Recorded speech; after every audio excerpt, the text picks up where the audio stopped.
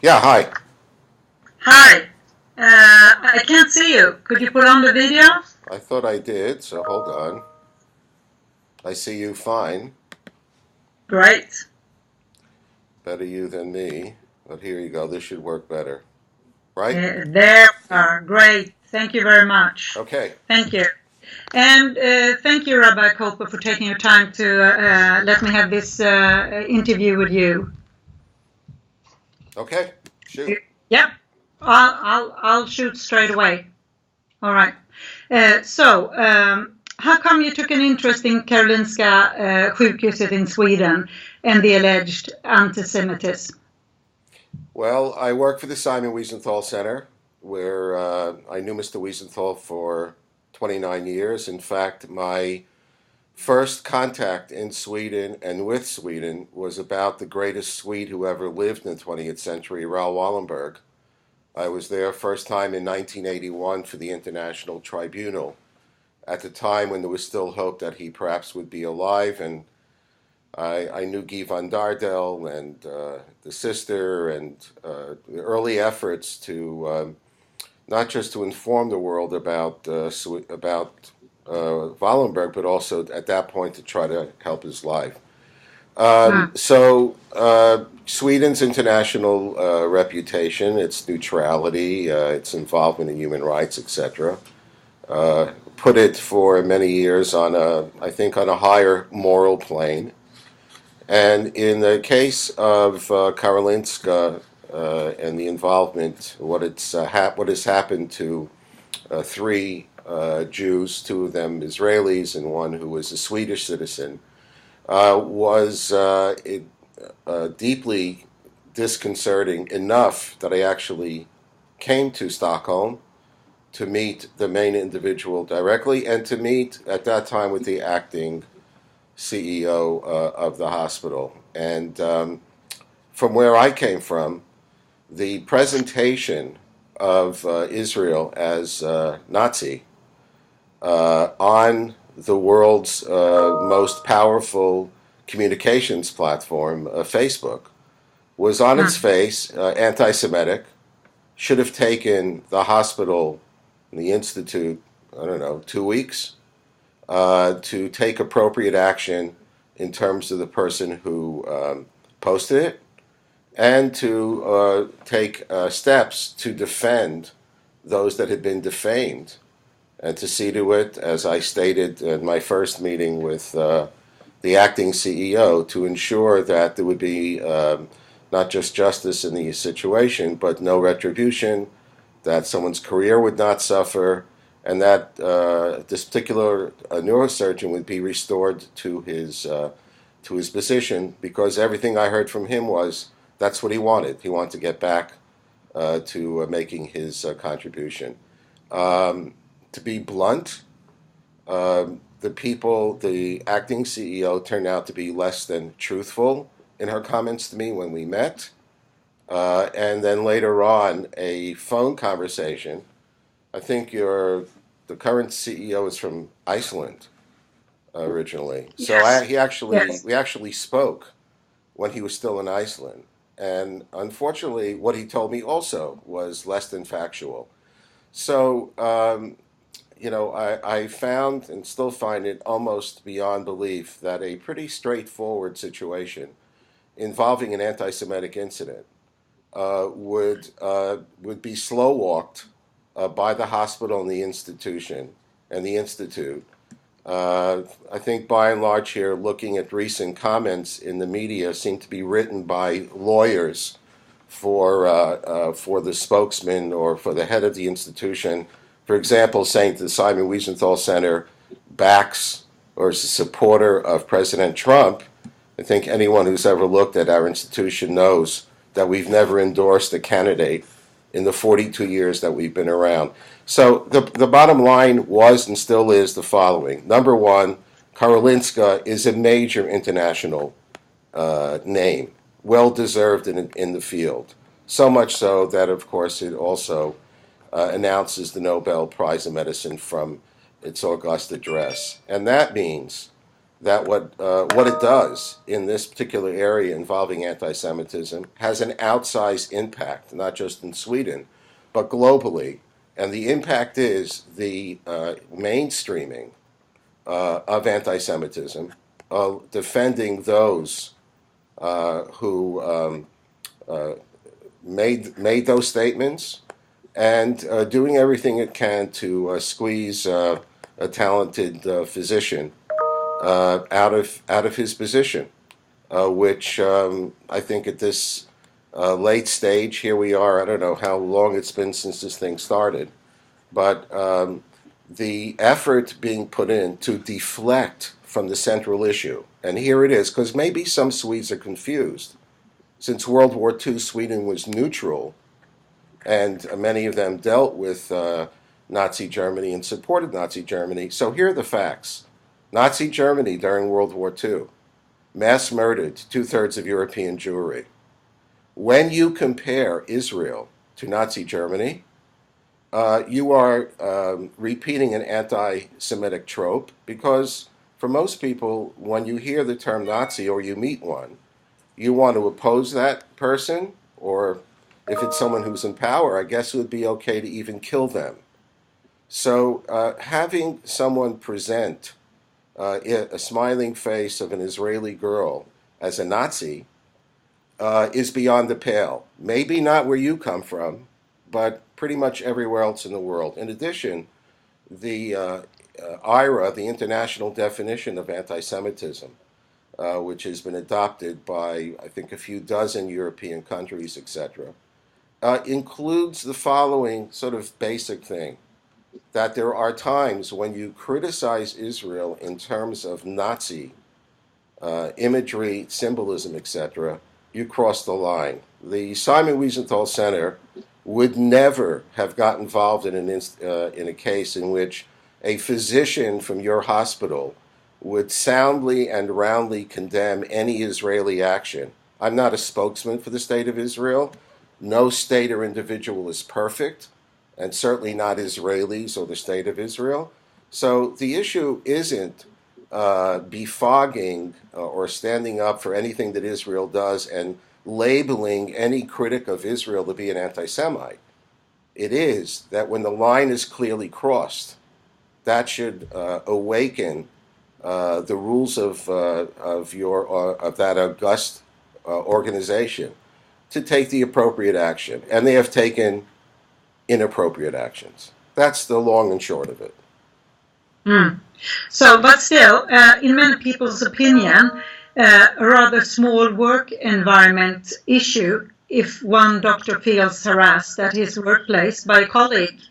Why is this case especially important for your center? Well, this case should be important for everyone in Sweden and everyone concerned about anti-Semitism. Let me give you an example. Malmö is the third largest city in Sweden. It has now probably less, but at the time that I visited 9-10 years ago, about 800 Jews. Not exactly a huge Jewish population. But we spent a lot of effort on Malmö because at that time, and unfortunately until now, the people in charge of that city in your democracy essentially decided they weren't going to protect their Jewish citizens. And so you had hundreds of incidents involving a young rabbi when he would go Friday night and Saturday to and from the synagogue, and other incidents including attacks on it.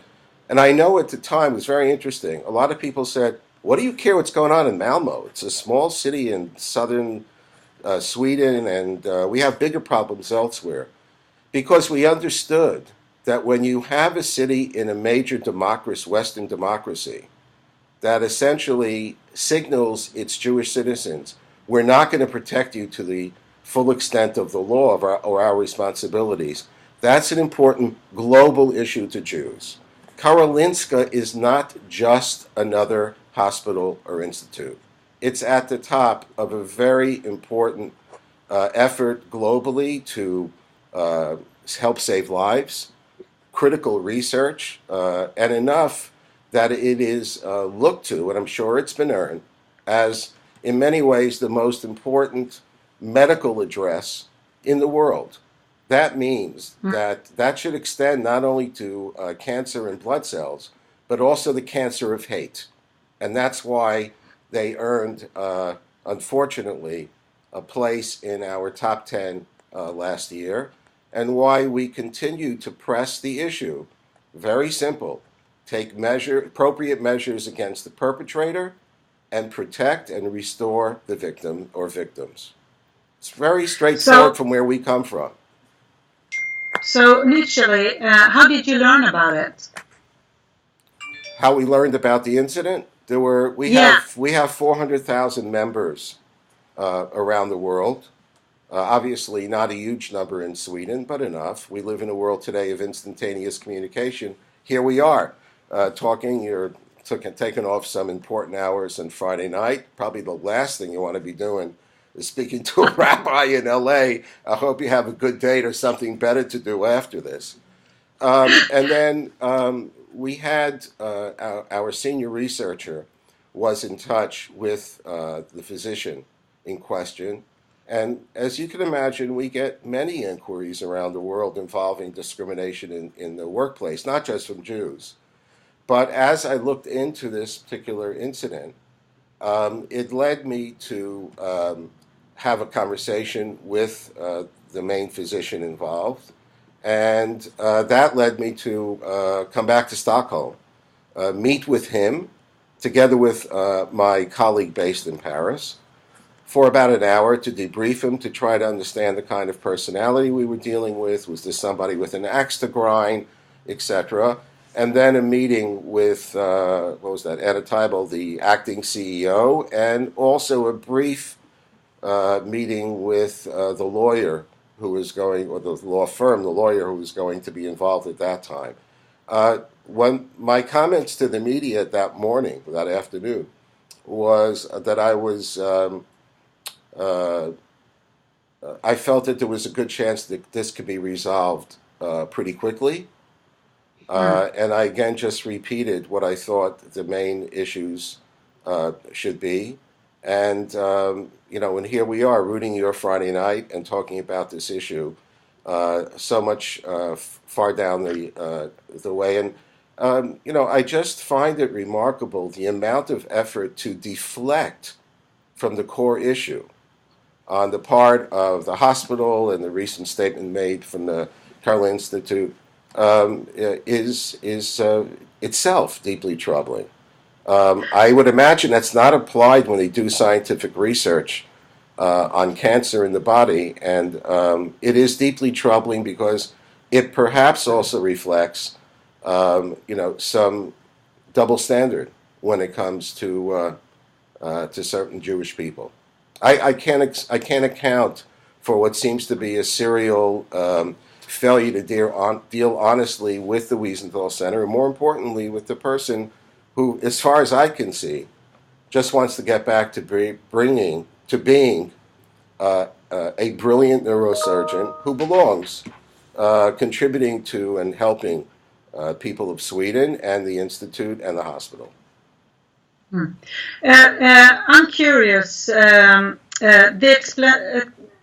explanatory text below the cartoon that you present as the reason for the top 10 place. Yes. It's not there. How come? Why is it not? Why is it just a picture and not the text? Very simple. Because political cartoons are not about text. This actually happens to be an issue that I know something about. Actually, there was a brilliant historian in Norway named Judith Vaught, who I was in touch with and visited in the 80s, when we actually created both a book and an exhibition on how Soviet cartoons had mimicked Nazi-era cartoons, and learned during the course of our research that the impact of images of a strong cartoon goes to the head and the heart in about 2 seconds. The text is secondary. And the bottom line is as follows. There are probably, based on polls and research done in Europe, especially in Germany, by Bienenfeld and other places, there could be between 150 and 200 million people in Europe who actually believe that the Israelis are doing to the Palestinians what the Germans did to the Jews. It's a lie. And whether or not it's accepted or promoted or unconsciously part of a society, as an institution that carries Simon Wiesenthal's name, a man who lost 89 members of his family to the Holocaust because of the sin of being born Jewish, then spent his life trying to reestablish the concept of justice, you can be sure when that kind of incident takes place at a university in the United States, or in this case at this important institution, you're going to hear from us. We can't respond to every single thing that takes place around the world. But the real problem we have right now, and we're speaking on Friday night, Sunday, is the first anniversary of the mass murder at the Pittsburgh, Pennsylvania synagogue, where 11 Jews were mass murdered at prayer on a Saturday morning. We're now entered an era in which anti-Semitism has been mainstreamed into cultures. It's one of the main attractions to the United Kingdom's Labour Party, run by Jeremy Corbyn. Once upon a time home to most British Jews, is now home to anti-Semites, including deniers of the Holocaust. So, without belaboring the point or getting into it very deeply, we know what our responsibilities are, and that is to protect the memory of the Shoah, but also when the largest Jewish community in the world today, which happens to be the State of Israel, is accused of being Nazis. That for us is beyond a red line. And, I'm not sure why people in Sweden, and especially at Karolinska, don't get it. Maybe an apology from the person who put it on, maybe a free trip from him to go to Yad Vashem in Israel, or I think you have some pretty good Holocaust research institutes in Sweden, and then taking the appropriate measures to acknowledge what happened to the physicians and to fix it. You never would have heard from the Simon Wiesenthal Center, and you wouldn't have to be looking at me right now through Skype. Sophia, bort musen från hans ansikte. Yeah.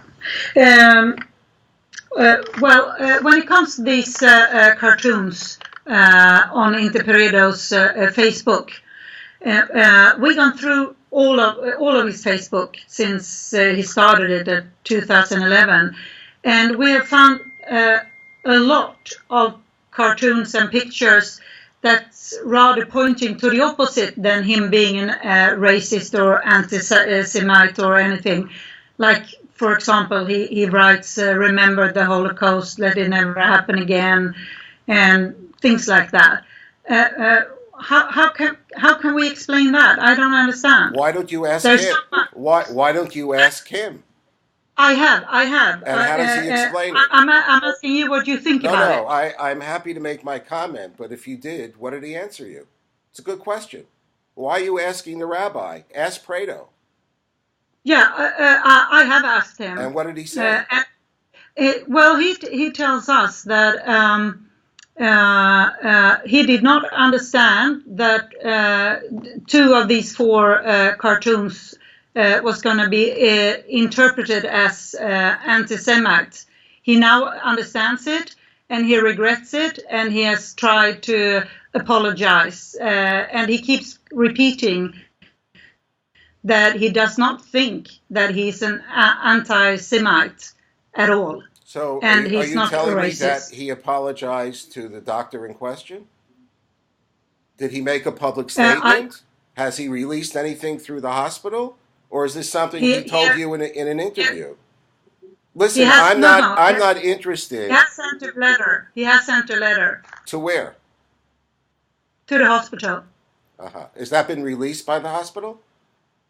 I don't know. Yeah, me neither. So let me make it clear. Sometimes we have, individuals in Germany or elsewhere, we have questions in the media. They want to know, so do you think that they'll be on the list again the following year?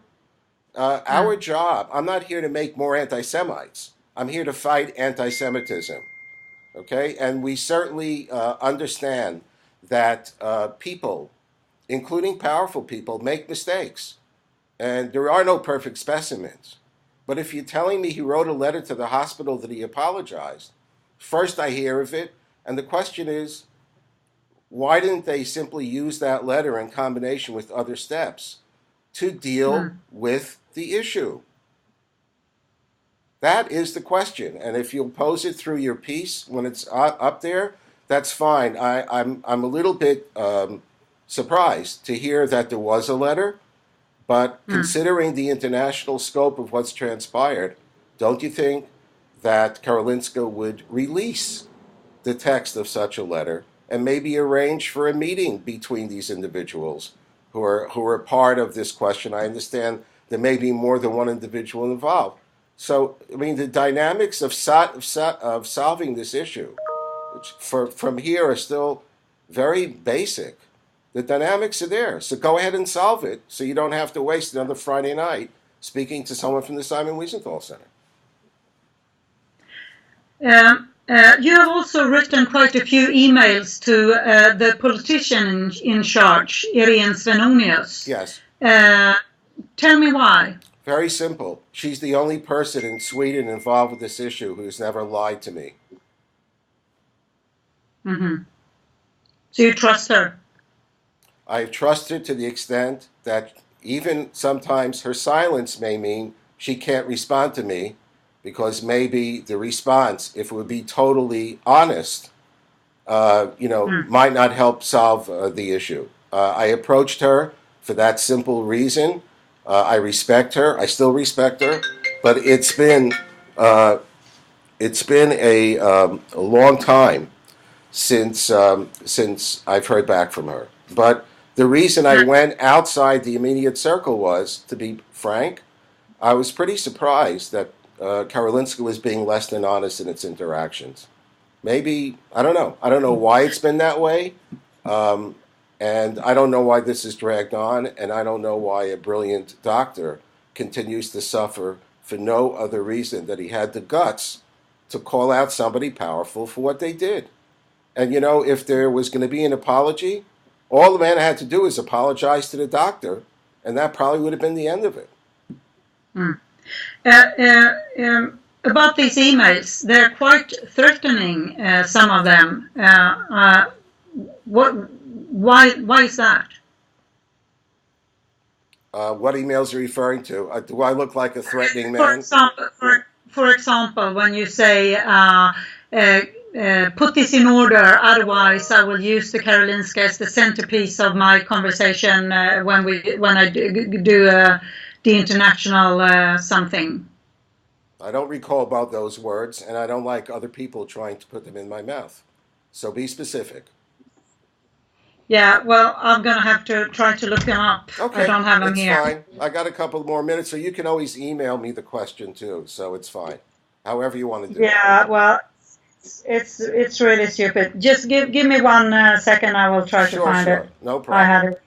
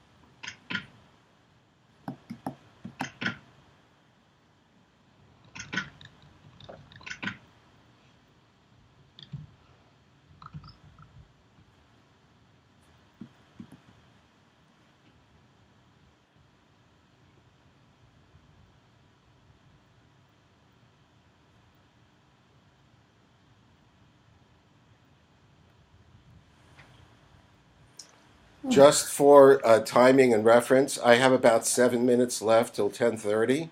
So if you want to come back to me with an email on that one, I'm happy to respond to you in writing, or if you found it. So if that's your last question, I'm happy to wait until you find it. Not a problem. For example, let's see.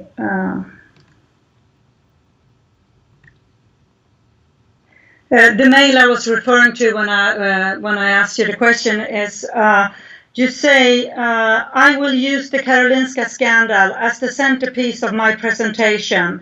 I'm not sure that the citizen of Sweden would be happy to hear such a presentation. It's about you wanting the Karolinska to let the surgeon who accuses Interperedo to go back to his section at the hospital. So you just used the term threatening. What's threatening about that? In what way have I threatened either the hospital or the institute? That's not the job of the Simon Wiesenthal Center. To express our frustration, our anger, that is our job. And that would be the context. I don't agree with your characterization. Any other questions? So stupid. Yeah. All right. I'm sorry. I don't it's okay. I will write you. That's I will fine. write you. I'm sorry about that. But I do have one question. If I could have you, since you're there and sure. I'm not, if you can, come back, maybe reflect on the following. How come so few people in Sweden have spoken up, expressed solidarity with the doctor who is the victim here?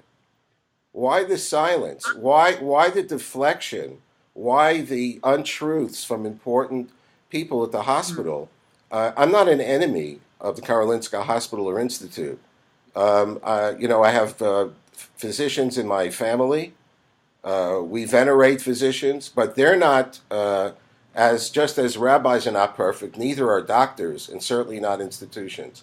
So if mistakes are made, why not just deal with it instead of spending all this effort to deflect and deny? That's been, I think, a core frustration that remains quite strong. And we'd, like to hear, we get a statement from Karolinska Institute saying that the Simon Wiesenthal, one of its problems is that it's a backer of President Trump. I sure hope they do better research when they're looking up issues related to gallbladders and to cancer. It's simply not true. The reason, my opinion, you asked me a question. Please. In my opinion, the reason why not so many have spoken up is because there's a lot of people that are afraid. They're afraid of losing a position at the hospital. They are afraid of being called anti-Semite themselves. And they are afraid to speak in public on an issue like this. But we do have quite a few that is speaking up now in our report. Right, but So are there people who are speaking up for the Jewish physician? Yes, there is, and there is also people speaking up for Interperedo. Okay. It seems to me from our conversation, it's very nice to meet you a long distance, but it seems to me the most important development is quite shocking, actually, is that if there was a letter of apology, how come it's sitting in a file? Why not take that letter, share it with the people who have been hurt, and put it out publicly? What are we waiting for here? Well, the person who thinks that he's been harassed has got the letter, and he doesn't believe in it.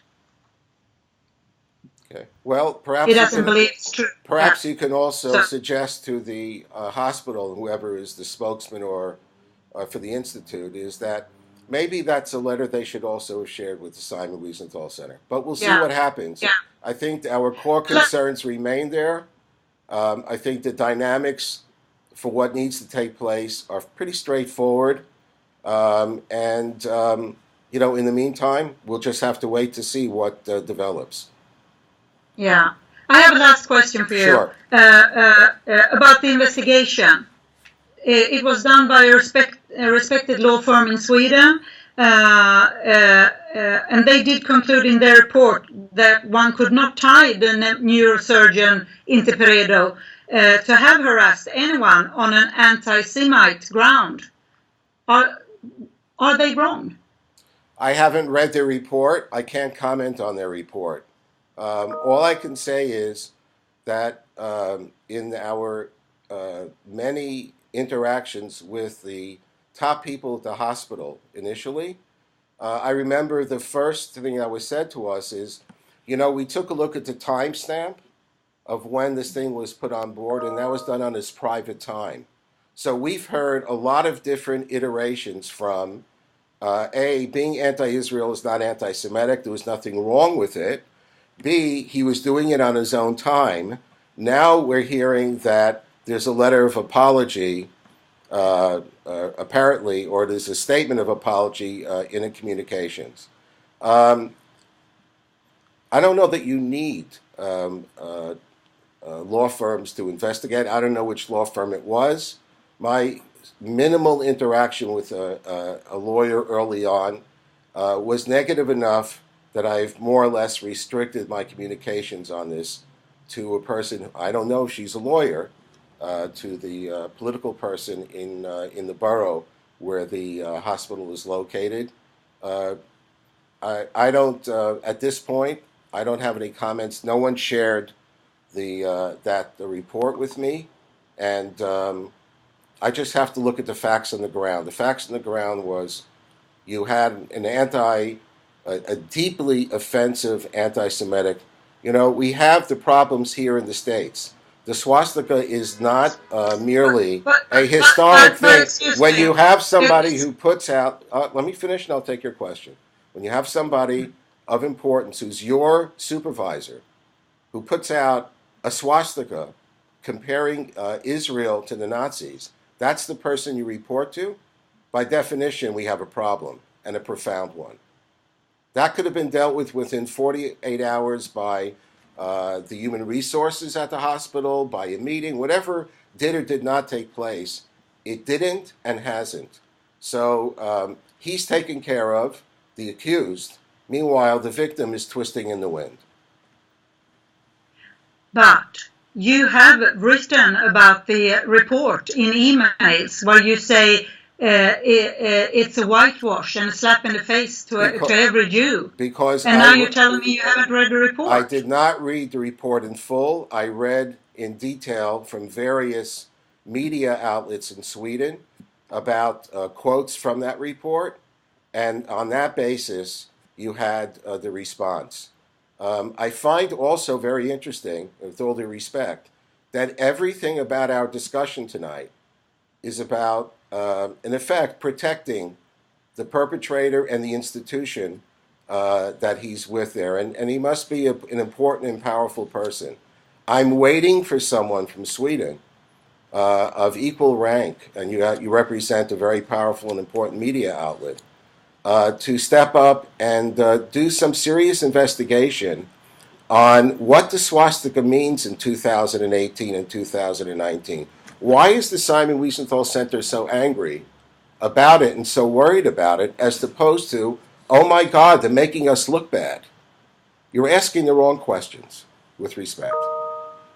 Anyway, I'm a little bit late. I'll be looking forward, if you have any additional emails, I'll do my best to respond. All right. Thank you very much for taking your time anyway. My pleasure. I hope to meet you one of these days when I come back to Stockholm. All right. Have a good day. You too. Thank you. Bye-bye. Bye.